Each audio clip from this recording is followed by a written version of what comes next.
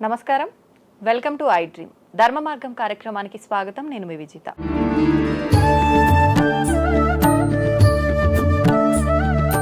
ప్రస్తుతం మనతో పాటు ఉన్నారు ప్రముఖ జ్యోతిష వాస్తు పండితులు మరియు లలిత ఉపాసకులు నానాజీ పట్నాయక్ గారు. ఇప్పుడు వారితో మాట్లాడదాం. నమస్కారం అండి. శ్రీమాత్రే నమః. గురుగారు, అక్టోబర్ 2వ తారీఖు అమావాస్య వస్తుంది కదా, అదే రోజు సూర్యగ్రహణం కూడా ఉందని చెప్పి వింటూ ఉన్నాము. అయితే మనకు ఉగాది పంచాంగం సమయంలో అసలు ఈ సంవత్సరంలో గ్రహణాలే లేవు అని చెప్పి కూడా కొంతమంది పురోహితులు చెప్పడం కూడా జరిగింది. మరి ఇప్పుడు నిజంగా సూర్యగ్రహణం అనేది ఉందా? ఆ రోజు ఉంటే ఎటువంటి నియమాలు పాటించాలి తెలియజేయండి. గ్రహణం ఆకాశంలో ఉంది, మన ఇండియాలో లేదు. ఓకే, అంటే ఎందుకు లేదు? మనకి చంద్రగ్రహణం కానీ సూర్యగ్రహణం కానీ మనకి ఎందుకు లేదు అంటే, చంద్రగ్రహణం మనకి స్టార్ట్ అయింది మొన్న మార్నింగ్ 6:12 నుంచి 10:17 వరకు ఉండేది. అలాగే ఈ సూర్యగ్రహణం కూడా నైట్ 10 చేంజ్ నుంచి 12-10 అట్లా ఆ టైం వరకు ఉంటుంది. అంటే మనకి రాత్రి ఎప్పుడైతే సూర్యగ్రహణం మనకి రాత్రి వచ్చినప్పుడు ఏ దేశాల్లో అయితే రాత్రిపూట వస్తుందో ఆ దేశాల్లో కనబడదు. సింపుల్. ఓకే, ఇప్పుడు మనకి అమెరికా కంట్రీస్లో పగలవుతుంటుంది ఆ టైంలో. సో అందుకని అమెరికన్ కంట్రీస్ అటు సైడ్ సూర్యగ్రహణం ఉంటుంది. అయితే ఇక్కడ ఏంటంటే ఒకటి గుర్తుపెట్టుకోవాల్సింది, గ్రహణం అనేటువంటి విషయాన్ని మహర్షి మనకు ఒక యోగంగా ఇచ్చాడు. ఇప్పుడు చంద్రగ్రహణం వచ్చింది, నేను జపం చేసుకుంటూ కూర్చున్నా.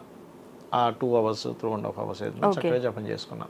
అట్లా జపం చేసుకుంటే ఏమవుతుందంటే, మీరు ఒక్క రోజు చేస్తే 3 సంవత్సరాలు చేసిన ఫలితం వస్తుంది. ఎందుకు 1000 times ఎక్కువ ఫలితం వస్తుంది గ్రహణ సమయంలో కానీ క్షేత్రాల్లో చేసినప్పుడు కానీ అట్లా.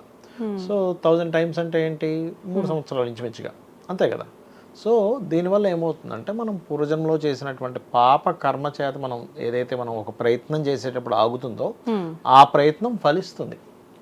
సింపుల్గా చెప్పాలంటే.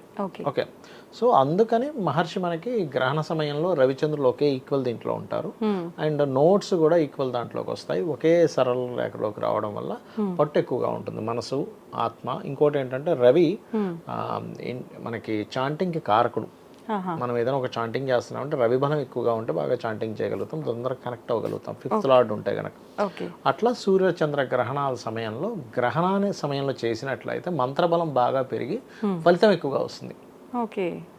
అందుకని అయితే ఇక్కడ గ్రహణం మీరు ఏ దేశంలో ఉన్నా 12 రాశుల మీద దాని ఎఫెక్ట్ వాళ్ళ దానికి సంబంధించిన విషయంలో కొన్ని జాగ్రత్తలు మాత్రం ఖచ్చితంగా పాటించాలి. లేకున్నా అంటే ఇక్కడ ఏంటంటే, లేకపోవడానికి ఉండడానికి ఏమిటి డిఫరెన్స్ అంటే, ఇప్పుడు ఈ దేశంలో మనకి ఇండియాలో లేదు. ఇక్కడ మీరు ప్రత్యేకంగా ఏం పాటించక్కర్లేదు. అంటే అట్లాగా దానాలు ఇవ్వడం మీరు ఇచ్చుకోవచ్చు, మీ ఇష్టం, కంపల్సరీ అనేం లేదు. అలాగే గర్భవతులు జాగ్రత్తగా ఉండాల్సినవి, ఇట్లాంటి నియమాలు పాటించాల్సిన అవసరం లేదు. కానీ గ్రహణం రోజు నుంచి 40 days 40 రోజులు మాత్రం మీకు ఖచ్చితంగా దాని ఎఫెక్ట్ మీ జాతచక్రం మీద కొంత ఉంటుంది. మీకు ఇక్కడ గ్రహణం ఉన్నప్పుడు ఉండే అంత ఎఫెక్ట్ ఉండదు, కానీ కొంత ఎఫెక్ట్ ఉంటుంది ఒక్కొక్క లగ్నానికి తీసుకుంటే కనుక. ఇప్పుడు మీరు ఉదాహరణకి మేషం నుంచి తీసుకుందాం, 6th హౌస్లో గ్రహణం, మంచి ఎఫెక్ట్ కూడా ఉంటుంది ఇక్కడ. ఇప్పుడు 6th హౌస్ గ్రహణం పట్టినందుకు మేషం వారికి పర్టికులర్గా ఇక్కడ ఏమిటంటే, పోటీ పరీక్షల్లో కాంపిటీషన్ రిలేటెడ్ వాటిల్లో శత్రువుపైన జయం ఉంటుంది. ఇప్పుడు అదే వృషభం అనుకోండి, వృషభం వారికి తీసుకుంటే ఇక్కడ ఏమవుతుందంటే, సంతానం కోసం ప్రయత్నం చేసేవారు కొంత జాగ్రత్తగా ఉండాలి, గర్భవతులు కొంత జాగ్రత్తగా ఉండాలి. అందరికీ కాదు, ఓన్లీ వృషభం వారు ఏదైనా వేరే దేశాల్లో ఉన్నట్లయితే వాళ్ళు జాగ్రత్తగా ఉండాలి. ఇండియా వాళ్ళకి పెద్దగా ఎఫెక్ట్ ఏమి ఉండదు దానివల్ల. మిథునం ఉంది, ఏదైనా ప్రాపర్టీ తీసుకునేటప్పుడు పర్టికులర్గా ఏదైనా గవర్నమెంట్ దీంట్లో ఉంది, ఇప్పుడు ఇవాళ రేపు మనకు వస్తున్నాయి బఫర్ జోన్స్, అది ఇది, ఇట్లాంటి విషయాల్లో కొంత జాగ్రత్త పడాలి. అలాగే కర్కాటకం వారు ఉన్నారనుకోండి, కర్కాటకం వారికి చాలా మంచిది గ్రహణం, బికాజ్ ఆఫ్ 3rd house. అందుకని ఏంటి, మీరు చేసేటువంటి గవర్నమెంట్ కాంట్రాక్ట్స్ కావచ్చు, మీరు చేసే ఎనీ ప్రయత్నం 100% సక్సెస్ని ఇస్తుంది, అందులో ఎటువంటి డౌట్ లేదు. సింహం వారు ఏ విషయాల్లో జాగ్రత్తగా ఉండాలంటే, ఫినాన్షియల్ మ్యాటర్స్, ధన సంబంధించినటువంటి విషయాల్లో పర్టికులర్గా జాగ్రత్త వహించాలి సింహం వారు. అంటే ఎవరికైనా మనీ ఇస్తున్నాము, మనీ తీసుకుంటున్నాము, లేకపోతే ఏదైనా కుటుంబ సభ్యులతో ఏదైనా మనీ రిలేటెడ్ మ్యాటర్స్ వల్లే కొంత డిస్ప్యూట్స్ రావడం జరుగుతుంది. సో ఆ మ్యాటర్స్లో జాగ్రత్తగా ఉంటే అయిపోయింది. ఇప్పుడు దీనివల్ల డిస్ప్యూట్ అయ్యి ఇబ్బంది వస్తుందని మనకు ముందే తెలిసింది అనుకోండి, జాగ్రత్త పడతాం కదా. ఇప్పుడు ఒక వ్యక్తి దగ్గరికి వెళ్తాం, వాడు చాలా కోపిస్ట్ అండి, జాగ్రత్తగా ఉండాలంటే మనం ఏం చేస్తాం, కూల్గా మాట్లాడతాం. అట్లా కన్యా వారు చూసుకుంటే కనుక వాళ్ళకి ఆల్రెడీ చంద్రగ్రహణం సప్తమంలో జరిగింది, ఓకే. ఇప్పుడు లగ్నంలో జరుగుతుంది కాబట్టి, సూర్యగ్రహణ లగ్నంలో జరుగుతుంది కాబట్టి ఎప్పుడు కూడా వీళ్ళు ఏంటంటే వీళ్ళు జీవిత భాగస్వామికి సంబంధించిన విషయంలోని లేదా బిజినెస్ పార్ట్నర్కి రిలేటెడ్ సంబంధించిన విషయంలో జాగ్రత్తలు తీసుకోవాలి వీళ్ళు పర్టికులర్గా. ఓకే. అండ్ తులవారు కనుక తీసుకున్నట్లయితే ఇక్కడ ఇన్వెస్ట్మెంట్స్, తండ్రి గారి ఆస్తికి సంబంధించిన, ఎందుకంటే సూర్యుడు కేతువు కలిసి 12వ స్థానంలో ఉంటున్నాడు కాబట్టి ఈ విషయాల పట్ల నిర్ణయాలు తీసుకునేటప్పుడు ఫాదర్ ప్రాపర్టీ విషయంలో, ఇన్వెస్ట్మెంట్స్ విషయంలో, వివాహ జీవితం విషయంలో, అంటే ఆల్రెడీ మ్యారేజ్ అయ్యి కొన్ని డిస్టర్బెన్సెస్ అవుతుంటాయి కొంతమందికి 12లో కేతు ఉన్నందుకు, వాళ్ళు ఈ టైంలో తొందరపాటు నిర్ణయాలు తీసుకోకూడదు విదేశాలకు వెళ్ళేటువంటి అంశాల్లోని. అండ్ వృశ్చికం వారికి చాలా మంచిది, లాభస్థానంలో గ్రహణం అన్ని రకాల లాభాలు ఇస్తుంది, సో డోంట్ వరీ. అండ్ మన ధనస్సు వారికి కనుక చూసుకున్నట్లయితే దశమం, సో కెరీర్ పరంగా గ్రోత్ ఉంటుంది ఇక్కడ, ఎటువంటి ఫీల్డ్లో ఏదైనా సరే గ్రోత్, ప్రమోషన్స్ రావడము, కొంచెం వర్క్ స్ట్రెస్ ఉంటుంది సర్వసాధారణంగా కేతు ఉన్నందుకు, మారిపోవాలనే థాట్స్ ఎక్కువగా ఉంటాయి, బట్ గ్రోత్ కూడా ఎట్ ది సేమ్ టైం ఉంటుంది. మకరం వారికి లాంగ్ జర్నీస్ చేసేటప్పుడు హైయర్ ఎడ్యుకేషన్ రిలేటెడ్ సంబంధించిన విషయంలోని, తండ్రి గారి ఆరోగ్య సంబంధించిన విషయంలోని, ఇట్లాంటి విషయాల్లో కొంత జాగ్రత్తగా ఉండాలి. పెద్ద మొత్తంలో ఏదైనా మనీ ట్రాన్స్ఫర్ చేసేటప్పుడు ఈ విషయాల్లో జాగ్రత్తగా ఉండాలి. అయితే ఇవన్నీ ఎవరికి ఎక్కువ ఎఫెక్ట్ ఉంటుంది, వాళ్ళ పర్సనల్ చార్ట్లో బ్యాంక్ హ్యాకింగ్ టైం నడుస్తుంది, ప్లస్ ఇది యాడ్ అయింది, ఇంకా ఖచ్చితంగా జరుగుతుంది. వేరే వాళ్ళకి ఏంటంటే చిన్న ఎఫెక్టే ఉంటుంది, అందులో ఇండియాలో ఉండే వాళ్ళకి పెద్ద ఎఫెక్ట్ ఉండదు, బయట దేశాల్లో ఉండే వాళ్ళకి దీని మీద ఎక్కువ ఎఫెక్ట్ ఉంటుంది. కుంభం వారు ఉన్నారు, కుంభంకి న్యూట్రల్గా ఉంటుంది, ఎందుకంటే 8th హౌస్ గ్రహణం, కొన్ని ఆకస్మికంగా కలిసి రావడాలు జరుగుతాయి, ఆకస్మికంగా చేంజెస్ జరుగుతాయి. మీనం వారు కూడా సేమ్ యాజ్ ఇట్ ఈస్, ఎలా అయితే కన్య వారు వివాహం ఎంపిక చేసుకునే విషయంలో, జీవిత భాగస్వామిని ఎంపిక చేసుకునే విషయంలో ఎలా అయితే జాగ్రత్త తీసుకోవాలో, ఈ యొక్క మీనరాశి వారు కూడా సేమ్ జాగ్రత్త వీళ్ళు కూడా తీసుకోవాలి. ఓకే, ఇవి మెయిన్గా గుర్తుపెట్టుకోవాలి. అంటే ఒక కర్కాటక రాశి వారికి, వృశ్చిక రాశి వారికి యోగదాయకంగా ఉందనుకుంటా మీరు చెప్పినంత వరకు. మేషం వారికి యోగదాయకంగా ఉంది, 6th హౌస్ కాబట్టి. ఓకే. అండ్ కర్కాటకం వారికి 3వ స్థానంలో కాబట్టి వాళ్ళకి బాగా యోగదాయకంగా ఉంది. వృశ్చికం వారికి ఉంది, ధనస్సు వారికి ఉంది. ఓకే.